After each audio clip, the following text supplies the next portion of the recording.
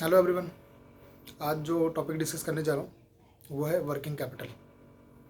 Working capital जैसा आप जानते हैं कि हर बिजनेस में ये इम्पोर्टेंट होता है। किसी भी बिजनेस को बिना वर्किंग कैपिटल के नहीं किया जा सकता। कोई भी बिजनेस रन नहीं किया जा सकता विदाउट वर्किंग कैपिटल। ये बिल्कुल ब्लड की तरह होती है बिजनेस। जैसे एक बॉडी के लिए ब्लड इंपॉर्टेंट है, बिना ब्लड के कोई भी बॉडी एक्टिव नहीं रह सकती, उसी तरह बिना वर्किंग कैपिटल के कोई सा भी बिजनेस एक्टिव नहीं रह सकता। ठीक है, तो चलिए स्टार्ट करते हैं। आज मैं वर्किंग कैपिटल के बारे में क्या क्या बताऊंगा। एक तो कि वर्किंग कैपिटल क्या होता है, ठीक है, और क्यों होता है, और तीसरा कैसे कैलकुलेट करते हैं। ठीक है, चलिए स्टार्ट करते हैं। तो वर्किंग कैपिटल क्या है? वर्किंग कैपिटल जो है वो डे टू डे एक्सपेंसेस जो होते हैं किसी भी बिजनेस के, किसी भी कंपनी के, उसको फुलफिल करने के लिए जो फंड की रिक्वायरमेंट होती है, उस फंड को बोलते हैं वर्किंग कैपिटल। मतलब जैसे परचेज वगैरह लेकर के, कुछ भी एक्सपेंसेस वगैरह पे करने को लेकर के, जो स्टॉक परचेज करते हैं, या फिर किसी इलेक्ट्रिसिटी एक्सपेंसेस, या फिर किसी तरीके से जो एक्सपेंसेस, जो जितने भी ऑपरेटिंग एक्सपेंसेस हैं, जो डे टू डे एक्सपेंसेस हैं, उनको पे करने के लिए जिस फंड की रिक्वायरमेंट होती है उसको बोलते हैं वर्किंग कैपिटल। ठीक है, अब इसको एक एग्जाम्पल से समझते हैं कि अब कि क्यों ज़रूरत है वर्किंग कैपिटल, क्यों ज़रूरत पड़ती है। इसलिए ज़रूरत पड़ती है कि देखिए, होता क्या है कि बिजनेस में कई कुछ ऐसी जगह है जहाँ के स्टॉक में या फिर डिटर में फंड जो है वो स्टक हो जाते हैं। कैसे? जैसे कि अब मान लीजिए सेल हो गई, क्रेडिट सेल हमने कर दी। अब क्रेडिट सेल करी है तो फंड क्या हुआ? फंड तो वहाँ स्टक हो गया, पेमेंट तो आई नहीं। ठीक है, अब मान लीजिए कि मैंने सेल कर दी क्रेडिट सेल, और मेरे कस्टमर के साथ में मेरे ये टर्म्स एंड कंडीशन है कि वो मेरे को 3 महीने बाद पेमेंट करेगा। तो ये 3 महीने बाद पेमेंट करेगा तो सेल तो हो गई, पैसा तो आया नहीं। अब मुझे आगे भी स्टॉक खरीदनी पड़ेगी। तो मेरे को क्या करना चाहिए? अब मैं, या तो मेरे पास ये रास्ता है, या तो मेरे पास और फंड हो, या तो मैं 3 महीने का वेट करूँ। 3 महीने क्या करना चाहिए? मेरे को शटर गिरा देना चाहिए कि भाई शटर बंद, कंपनी बंद। अब 3 महीने के बाद जब पेमेंट आएगी फिर दोबारा से शटर खोले, फिर सामान खरीदेंगे, फिर मैन्युफैक्चर करेंगे, फिर आगे बेचेंगे। ऐसा ये थोड़ी ना कर सकते। वो तो डे टू डे, वो तो जो है वो करनी पड़ेगी। जो रिक्वायरमेंट है, जो डे टू डे जो है परचेज करनी पड़ेगी, डे टू डे जो है मैन्युफैक्चरिंग करनी पड़ेगी, डे टू डे सेल करनी पड़ेगी। हर रोज़ का ये करना पड़ेगा। 3 महीने का वेट तो नहीं कर सकते। 3 महीने के बाद अगर डेटर से हमारा पेमेंट आएगा, कस्टमर से हमारा पेमेंट आएगा, तो हम अपना काम को आगे बढ़ाएंगे। ऐसा नहीं कर सकते। ऐसे स्टॉक में हमारे पास कुछ स्टॉक पड़ा होता है, ठीक है, तो स्टॉक में पैसा क्या होता है हमारा? फंस जाता है इन द सेंस कि पड़ा होता है, मतलब स्टॉक है हमारे पास। अब स्टॉक को धीरे धीरे निकलता जाएगा। अब यहाँ एक तो वेट करें हम कि स्टॉक एक बार हमारा पूरा सेल आउट हो जाए। जब सेल होगा उसके बाद जब पैसा आएगा तो फिर हम आगे दूसरा स्टॉक खरीद के लाएंगे। तब तो हो लिया बिजनेस। बिजनेस ही नहीं कर सकते फिर तो 2-2 महीने, 3-3 महीने का गैप चलता रहेगा। और ऐसे ही फिर हर 3 महीने पे बंद करना पड़ेगा, 1 महीने पे बंद करना पड़ेगा, और 3-3 महीने, 4-4 महीने के लिए बंद करना पड़ेगा। नहीं चल सकता ऐसे। तो ये एक्चुअली नहीं होता है। होता क्या है कि डे टू डे हम परचेज करते हैं, डे टू डे जो मैन्युफैक्चरिंग यूनिट है वो डे टू डे मैन्युफैक्चर करती है, और आगे ट्रेडिंग होती है। जो ट्रेडिंग कंपनी है तो डे टू डे परचेज करती है और आगे आगे सेल करते जाती है। ठीक है, यही बेसिकली होता है। तो हमारा फंड कहाँ ब्लॉक हो गया? हमारा फंड ब्लॉक हो गया डेटर में। हमारा फंड कहाँ ब्लॉक हो गया? हमारा फंड ब्लॉक हो गया स्टॉक में। ठीक है, तो इसीलिए इसको मैनेज करने के लिए अब ये जो फंड जो ब्लॉक हुआ, और इधर से मेरे को परचेज भी करना है, एक अलग से फंड चाहिए परचेज करने के लिए।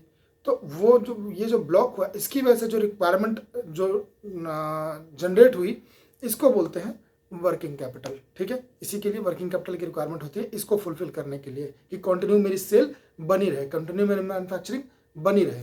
ठीक है, अब इसको एक एग्जाम्पल, तो क्या है कि इसको शॉर्ट फॉर्म में बोलिए, इसके लिए एक फॉर्मूला बताया गया है बेसिकली। ठीक है, तो उसको अगर बात करें तो वो है वर्किंग कैपिटल कैसे होता है। तो ये कहते हैं कि current assets minus current liabilities. अब करंट एसेट्स क्या है? आप लोगों को पता ही है कि एसेट्स दो तरीके के होते हैं। एक होता है फिक्स्ड एसेट्स, जो कि बिल्डिंग प्रॉपर्टीज़ वगैरह हो गई, आपकी मशीन्स वगैरह हो गए, कंप्यूटर, गाड़ियाँ, ये सारे जो है वो क्या है, वो फिक्स्ड एसेट्स है। ठीक है, जिसका बेनिफिट हम 1 साल से ज़्यादा के लिए ले सकते हैं, जो जिसका यूज़ हम 1 साल से ज़्यादा कर सकते हैं। ठीक है, दूसरा होता है करंट एसेट्स। करंट एसेट्स वो जिसका बेनिफिट हमें सिर्फ 1 साल के लिए मिलता है। 1 साल के अंदर वो एसेट्स खत्म हो जाने हैं, जैसे कि डेटर, जैसे कि स्टॉक, जैसे कि कैश बैंक। ठीक है, तो ये करंट एसेट्स होता है। ठीक है, उसी तरीके से और बाकी बहुत सारे होते हैं, लेकिन वर्किंग कैपिटल के लिए ये रिक्वायर्ड है। वैसे तो इन्वेस्टमेंट भी है अपना, शॉर्ट टर्म इन्वेस्टमेंट अगर है, लॉन्ग टर्म नहीं, शॉर्ट टर्म इन्वेस्टमेंट अगर कुछ है, या फिर short term loans and advances है, कुछ एडवांस है किसी को दिया हुआ है जो 2 महीने 4 महीने 6 महीने के अंदर में आ जाना है, तो ये सारे जो मतलब 1 साल के अंदर में जो पेमेंट आ जानी है, ऐसा एसेट्स जहाँ से कि 1 साल के अंदर में पेमेंट आ जानी है, उसको बोलते हैं करंट एसेट्स। ठीक है। दूसरा वर्ड मैंने भी क्या यूज़ किया था, करंट लायबिलिटी। अब करंट लायबिलिटी क्या होता है, करंट लायबिलिटी होती है कि जिसकी पेमेंट हमें 1 साल के अंदर करनी, जो शॉर्ट टर्म लायबिलिटी होती है। लायबिलिटी भी 2 तरीके की होती है, एक करंट लायबिलिटी और दूसरी non current liability. Current liability वो जिसकी पेमेंट हमें 1 साल के अंदर करनी होती, और नॉन करंट लायबिलिटी जिसकी पेमेंट हमें 1 साल से ऊपर करनी होती है, जो हमें लॉन्ग टर्म डेप्ट जो होता है हमारा, जैसे कि क्या लोन्स वगैरह हो गए, जैसे डिवेंचर्स वगैरह हो गए, कैपिटल वगैरह, ये सब लॉन्ग टर्म डेप्ट है ये सब। ठीक है, ये नॉन करंट लायबिलिटीज़ हैं। इसे जितने भी डेप्ट्स वगैरह जो होते हैं ये सारे लॉन्ग टर्म डेप्ट होते हैं। तो शॉर्ट टर्म क्या हो गया, करंट लायबिलिटी में क्या आ गया, 1 साल के अंदर में क्या खत्म होने वाला है, तो वो है हमारा क्रेडिटर्स, सप्लायर, जिससे हमने माल परचेज किया, उनको 1 साल के अंदर में पे, 2 महीने 3 महीने 4 महीने ऐसे उनके साथ टर्म्स होते हैं, तो उनको इसमें पे करना होता है। दूसरा कोई एक्सपेंसेज है, जैसे कि इलेक्ट्रिसिटी एक्सपेंसेज है, हमने नहीं पे किया है, हमें 1 साल का 1 महीने का हमने नहीं पे किया है, हम उसको 1 महीने बाद पे कर सकते हैं। ठीक है। सैलरी है, वो ड्यू हो सकती है, वेजेज है, सैलरीज है, stationery expenses, tour and travel expenses, courier expenses, ये सारे एक्सपेंसेस जो है, मतलब जो ऑपरेटिंग एक्सपेंसेस है बेसिकली, जो ऑपरेटिंग एक्सपेंसेस एक जो बिजनेस ऑपरेट करने के लिए जो होता है एक्सपेंस, बिजनेस ऑपरेटिंग से रिलेटेड, वो एक्सपेंसेस अगर कुछ है पेंडिंग, तो ये भी हमारा जो है करंट लायबिलिटी होता है। ठीक है। तो अभी मैंने क्या बताया था आपको वर्किंग कैपिटल के लिए, करंट एसेट्स मतलब debtor, stock, cash plus debtor, stock, cash और minus current liability. Current liability में क्या, क्रेडिटर्स और अपना एक्सपेंसेस जो है, आउटस्टैंडिंग एक्सपेंसेस, जो एक्सपेंसेस हमें पेमेंट करने भी पेमेंट किए नहीं है, वो लायबिलिटी है हमारी, जो हमने पे नहीं किया एक्सपेंसेस। ठीक है। या कुछ टैक्सेस वगैरह हो गए, शॉर्ट टर्म टैक्सेस मतलब जीएसटी वगैरह, जिस इस तरीके से जो होता है वो हमारे जो है वो शॉर्ट टर्म लायबिलिटी है। ठीक है। तो ये है बेसिकली। अब इसको एक एग्जांपल से समझ लेते हैं कि इसको कैसे कैलकुलेट करते हैं। अब मान लीजिए कि मैंने एक सेल करी हुई है, मेरी क्रेडिट सेल जो है मेरी 10 लाख रुपए की है। एक एग्जांपल दे रहा हूँ, 10 लाख रुपए की मैंने सेल करी हुई है। ठीक है। और 5 लाख रुपए का मेरे पास स्टॉक पड़ा हुआ है। तो टोटल कितनी होगी करंट एसेट्स मेरी, 10 और 5 15। ये जो अभी जो अगर मेरा, तो ये 15 लाख का फंड जो है वो मेरा ब्लॉक है। ठीक है जी, 15 लाख के मेरे फंड जो है वो ब्लॉक है। अभी अगर मैं कंटिन्यू अगर मैं सेल करना चाहता हूँ, अगर मेरी साइकिल चलती रहेगी, तो मेरे को इतना ही स्टॉक फिर चाहिएगा, ताकि मैं अपना सेल भी कर सकूँ और अपने पास स्टॉक भी, अगर मेरे ट्रेंड है अगर मेरे बिजनेस का कि मेरे को 5 लाख की स्टॉक रखनी पड़ती है, तो मेरे को ये ट्रेंड कंप्लीट करने के लिए अगेन 5 लाख की स्टॉक चाहिए होगी, क्योंकि मेरा अगर ये स्टॉक निकल गया तो फिर मेरे पास स्टॉक नहीं होएगा। तो ये हमेशा साइकिल में मेरे पास होना चाहिए 5 लाख का स्टॉक, और बेचने के लिए मेरे 10 लाख का स्टॉक, तो 10 और 5 15 लाख हमेशा होने चाहिए। तो ये जो रिक्वायरमेंट है ये है आपका वर्किंग कैपिटल। लेकिन अब मान लीजिए कि मैं परचेज करने गया अब क्रेडिटर्स के पास, अब क्रेडिटर्स ने मेरे को बेनिफिट दे दी कि चलो ठीक है जी, मैं आपको 5 लाख तक का जो है स्टॉक मैं आपको उधार में दे सकता हूँ, अभी आपको पे करने की जरूरत नहीं है, ये आप 2 महीने या 3 महीने के बाद पे कर सकते हैं। ठीक है। तो अभी मेरे को बेनिफिट कितने का मिल गया, 5 लाख का। तो अब मेरी रिक्वायरमेंट, वर्किंग कैपिटल की रिक्वायरमेंट कितनी हो गई, 10 तो मेरे को वैसे चाहिए था, क्रेडिटर्स के मेरे को पे नहीं करने पड़े, 5 लाख रुपए मेरे को नहीं पे करने, तो अब क्या बच गया, 10 लाख रुपये, 10 डेटर का और 5 स्टॉक का, 15 वैसे थे, लेकिन 5 लाख मेरे को क्रेडिटर से बेनिफिट मिल गए, तो ये हो गया मेरे को 10 लाख रुपये। 10 लाख रुपये मेरी रिक्वायरमेंट हो गई। अब मान लीजिए कि कुछ मेरे एक्सपेंसेस है वो भी 1 लाख रुपए के हो जाते हैं, जो मेरे को पे नहीं करने हैं, अभी मैं उसको होल्ड कर रहा हूँ, मैं कर सकता हूँ उसको होल्ड। मान लीजिए इलेक्ट्रिसिटी एक्सपेंसेस हो गए, मान लें कुछ कोरियर एक्सपेंसेस हो गए, कुछ स्टेशनरी एक्सपेंसेस हो गए, टूर एंड ट्रेवल एक्सपेंसेस हो गए, कुछ हमारा कुछ टाइप्स है टूर एंड ट्रेवल डीलर के साथ में, कि जो एजेंसी होती है टूर एंड ट्रेवल की, उनके साथ में हमारी एजेंसी के हाँ पे इतना टाइम पे कर सकते हैं। तो मान लीजिए ये सारे एक्सपेंसेस जो हैं, जो मेरे को अभी बेनिफिट है कि मैं अभी पे चाहूँ तो भी ना करूँ, मेरे को मैं टाइम ले सकता हूँ। तो मान लीजिए ये सारे एक्सपेंसेस मिला करके भी 1 लाख रुपए हो गए। ठीक है। तो 5 लाख वो और 1 लाख ये, तो 5 लाख तो हम पहले माइनस कर चुके थे। 15 मेरा जो रिक्वायरमेंट थी मेरी 10 डेटर से और 5 स्टॉक से, 15 में से मेरे 5 ने क्रेडिटर ने बोल दिया कि ठीक है आप बाद में पे कर देना। तो अब मेरे को कितनी रिक्वायरमेंट थी, 10 की, 10 में से 1 लाख और मैं एक्सपेंसेस में से मैं मैनेज कर ले रहा हूँ, ठीक है। तो अब मेरी रिक्वायरमेंट कितनी बनेगी, 9 लाख रुपये। तो मेरी जो नेट वर्किंग कैपिटल जो है, जो मेरे को रिक्वायर्ड है, वो 9 लाख रुपये इस बिजनेस, अगर मेरे पास 9 लाख रुपये रहे तो मैं इस बिजनेस के साइकिल को चला सकता हूँ। कितनी की रिक्वायरमेंट मेरे को, 9 लाख रुपये की। क्लियर है। Debtor plus stock minus creditor और माइनस आउटस्टैंडिंग अगर कोई एक्सपेंसेस है पेबल, तो इनको अगर माइनस करते हैं तो यही जो है एक्चुअली रिक्वायर्ड होती है एक बिजनेस को चलाने के लिए। किसी भी बिजनेस को इस तरीके से कैलकुलेट कर सकते हैं, ठीक है। अब ये जो वर्किंग कैपिटल है ये कहाँ से फुलफिल किया जा सकता है, इसके दो रास्ते हैं। या तो फिर वो अपने खुद का फंड यूज़ कर ले या लोन ले ले। लोन लेने के लिए बैंक के पास आ जाए, बैंक चेक करे, बैंक भी अगेन वही देखेंगे कि क्यों फंड चाहिए, वो सवाल पूछेंगे, वो बोलेंगे जी बिजनेस को चलाने के लिए।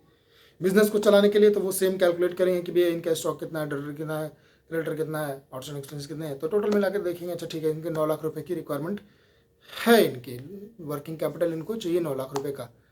तो बैंक क्या कहती है, बैंक कहती है कि जो भी आपका वर्किंग कैपिटल है नॉर्मली हम उसका 75% तक आपको फंड कर सकते हैं।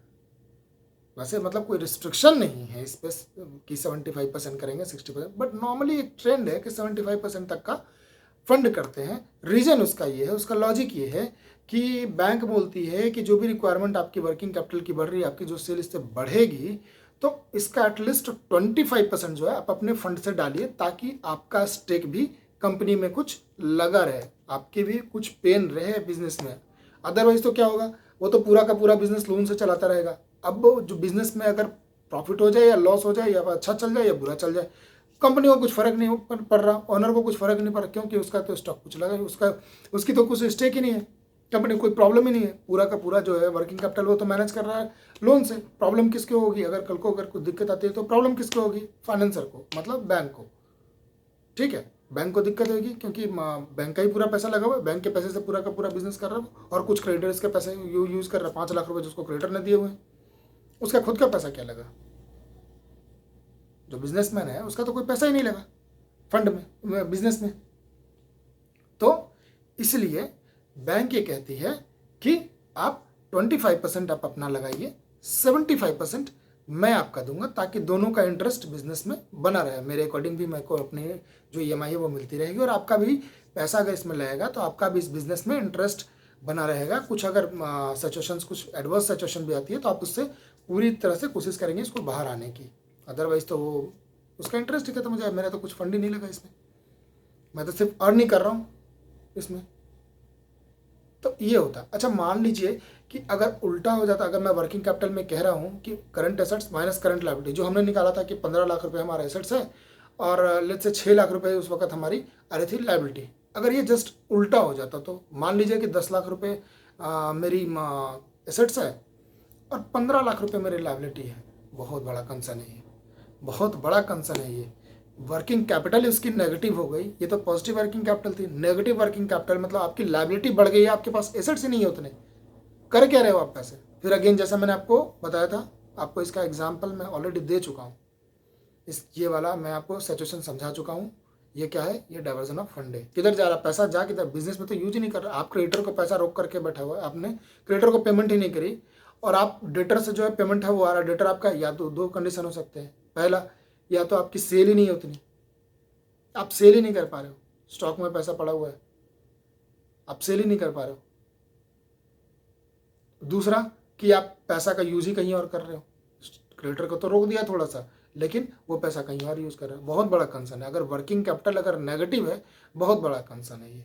उसको तो कभी भी फंड करना ही नहीं चाहिए किसी बैंक को जिसकी वर्किंग कैपिटल नेगेटिव आ रही है, क्योंकि कभी भी वो प्रॉब्लम में डाल सकती है वो कंपनी, वो प्रॉब्लम में कभी भी कंपनी हो सकती है, ठीक है। तो ये था हमारा वर्किंग कैपिटल क्या होता है। क्या होता है कि वो जो फंड को मैनेज करने के लिए, जो बिजनेस को रन करने के लिए जो एक साइकिल चाहिए होती है, वो वर्किंग कैपिटल है, ठीक है। फॉर्मूले में अगर मैं देखें तो current assets minus current liability. Current assets क्या है, करंट लायबिलिटी क्या है वो मैंने आपको बता दिया। Current assets debtor, stock, cash. Current liability आपकी सप्लायर्स और कुछ आउटस्टैंडिंग एक्सपेंसेस, जो एक्सपेंसेस आपने पे नहीं किए अभी करने हैं आपको, तो ये हो गए। उसका इम्पैक्ट कैसे पड़ता है वो मैंने बता दिया आपको। वर्किंग कैपिटल का, ठीक है। और नॉर्मली बैंक कितना फंड करते हैं, करने चाहिए। अगर वर्किंग कैपिटल अगर नेगेटिव आ जाए, वही मैंने आपको बता दिया कि वो भी कंसर्न है, या तो सेल नहीं हो रही है या फिर आपका फंड ही कहीं और यूज हो रहा है। तो ये हमारा वर्किंग कैपिटल का टॉपिक था। उम्मीद है आप लोगों को समझ आ गया होगा। तो रोज़ ही मैं कोशिश कर रहा हूँ, आजकल तो कंटिन्यू कोशिश कर रहा हूँ कि एक वीडियो तो एटलीस्ट लाऊँ आप लोगों के लिए, कोई ना कोई टॉपिक इनफैक्ट लाऊँ आप लोगों के लिए। तो थोड़ा सा आप हम लोग कंटिन्यू बने रहें, जुड़े रहें एक दूसरे से इसी वीडियो के थ्रू। ठीक है, अब देखते हैं कल के लिए कोई और नया टॉपिक लेकर के आता हूँ मैं, कुछ ना कुछ तो पक्का ही लेकर के आऊँगा, कोई दूसरा टॉपिक। चलिए, ओके, थैंक्स।